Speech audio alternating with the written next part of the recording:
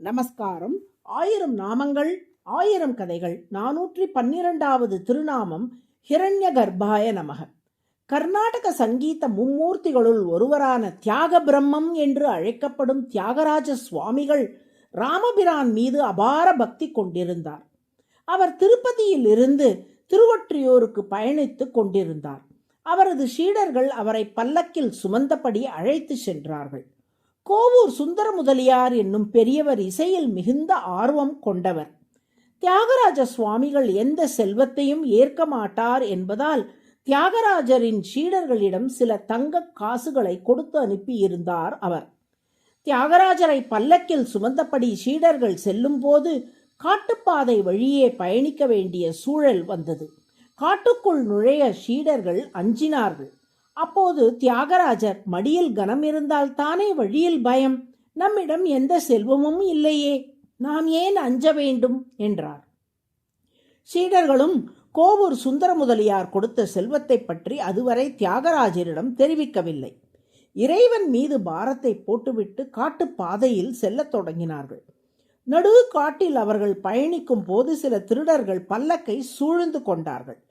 திருடர்களை கண்டு அஞ்சிய சீடர்கள் தியாகராஜ சுவாமிகளிடம், குருவே, திருடர்கள் நம் பல்லக்கை சூழ்ந்து கொண்டார்கள் என்று சொன்னார்கள். நம்மிடம்தான் எந்த செல்வமும் இல்லையே, நாம் ஏன் அஞ்ச வேண்டும் என்று கேட்டார் தியாகராஜ சுவாமிகள். அப்போது வேறு வழி இல்லாமல் உண்மையை சொன்னார்கள் சீடர்கள். அதற்கும் தியாகராஜர் கலங்கவில்லை. இந்த செல்வத்தை நாம் நமக்காக பயன்படுத்தப் போவதில்லை, ராமனுக்காகத்தானே பயன்படுத்தப் போகிறோம். அப்படியானால் இது ராமனுடைய செல்வம், அவனது செல்வத்தை காத்துக்கொள்ள அவனுக்கு தெரியும், நீங்கள் யாரும் அஞ்ச வேண்டாம் என்றார். அந்த நடு காட்டில் திருடர்களால் சூழப்பட்ட நிலையில் முந்து வேணுகஞ்ச் என்னும் தொடங்கும் ஒரு கீர்த்தனையை தர்பார் ராகத்தில் ஸ்ரீராமனை குறித்து இயற்றி பாடினார் தியாகராஜர்.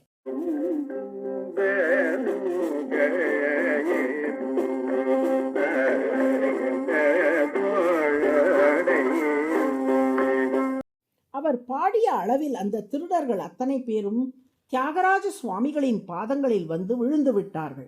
என்ன ஆயிற்று என்று திருடர்களை பார்த்து கேட்டார் தியாகராஜர். சுவாமி, 2 இளைஞர்கள் கையில் வில்லும் அம்பும் ஏந்தி கொண்டு உங்கள் பல்லக்கை சுற்றி சுற்றி வருவதை நாங்கள் கண்டோம். அந்த இருவரும் எங்களை தாக்க முற்பட்டார்கள். அவர்களின் கால்களில் நாங்கள் போய் விழுந்தோம்.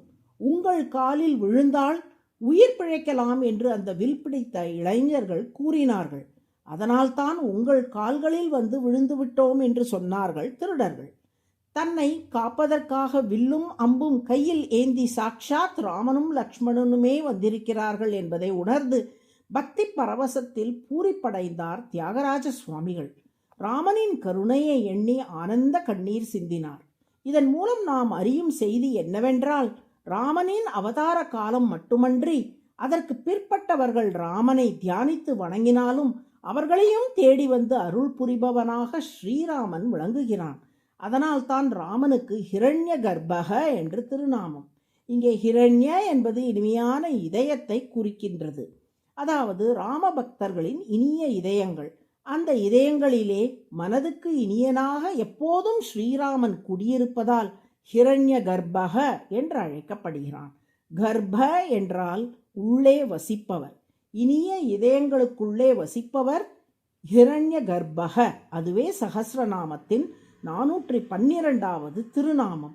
ஹிரண்ய கர்ப்பாய நமக என்று தினமும் சொல்லி வந்தால் நம் மனங்களிலும் ராமன் வந்து குடிக்கொண்டு ஆனந்தம் தருவான். நாராயண நாராயண.